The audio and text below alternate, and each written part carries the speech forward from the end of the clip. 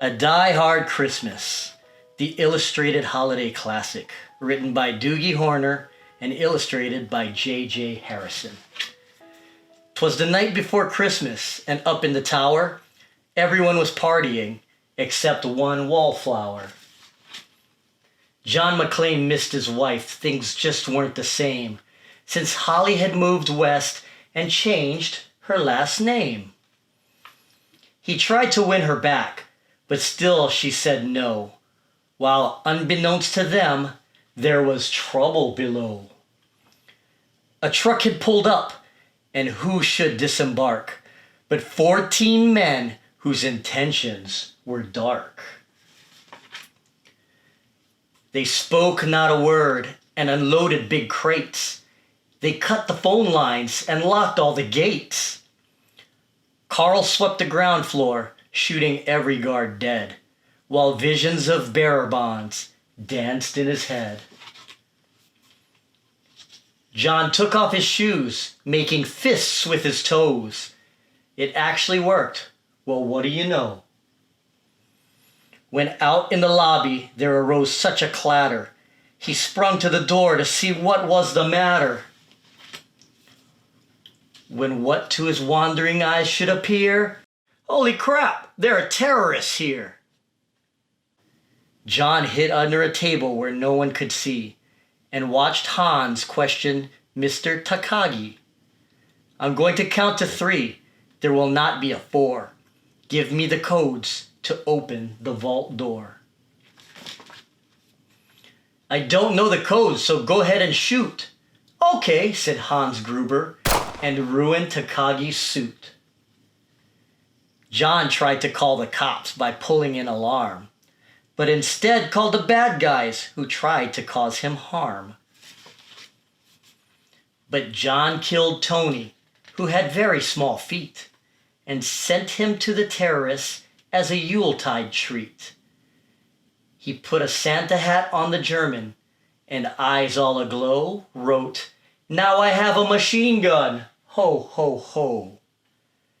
Carl was furious. Tony was his brother. He chased John across the roof, and they shot at each other. John was able to escape through the ventilation shafts. Come out to the coast, he sighed. We'll have a few laughs. At Nakatomi Tower, Sergeant Powell appeared. He checked the whole lobby and saw nothing weird. He was pulling away, but didn't get far before Marco landed on the hood of his car.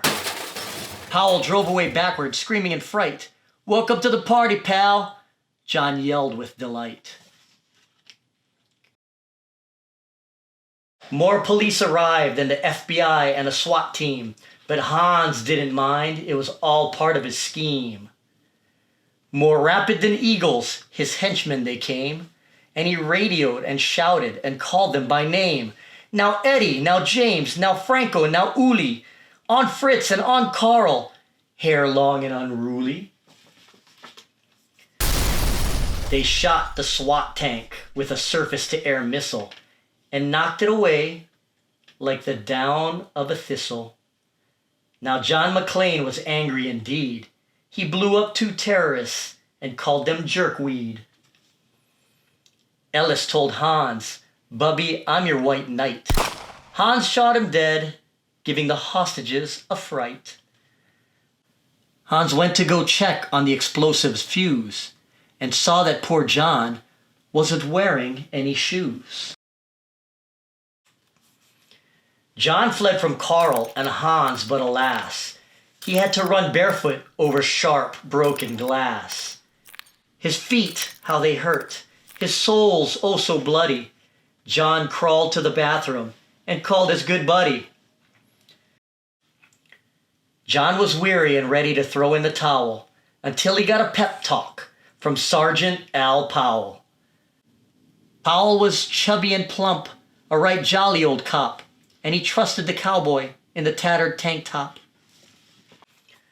But a reporter was probing into McClane's life and revealed that Holly was actually John's wife. Hans quickly flipped over the gold picture frame. "It's a pleasure to meet you. Mrs. McLean. His clothes all tarnished with ashes and soot, John staggered to the roof, bloody and barefoot. The explosives were wired to the rooftop with care, in hopes that the hostages soon would be there. John warned everyone the roof would soon blow, as the chopper strafed him with high-powered ammo. Around his waist he tied a fire hose tight, and screaming an oath, jumped into the night. He dangled in the air and gritted his teeth, while flames encircled the tower like a wreath.